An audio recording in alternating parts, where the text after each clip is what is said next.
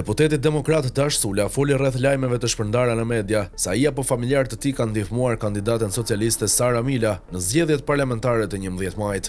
Sula deklaron se njerëz pranë PD e kanë monitoruar gjatë fushatës për ta kompromentuar. Ai gjithashtu zbuloi edhe një incident në biznesin e familjes, ku persona të panjohur i kanë hequr disa kamera sigurie për motive ende të paqarta. Nëse do të vazhdojmë të themi që na i vodhi Rama kemi kryer punë, herën tjetër Rama shkon 100 mandate, po të tregoj që në parkimin e biznesit të familjes time mungonin 3 kamera. Në një analizë që bëra ishte ajo e një hajduti, por arrita në konkluzionin se bie hipoteza e hajdutit dhe përfundimisht mbetet për të verifikuar se edhe njerëz të BKH apo PD ta thonë, të nxjerrin një qytetar për të parë nëse kanë bërë një telefonat. Njerëz të PD kanë monitoruar mua dhe familjen time për të më kompromentuar.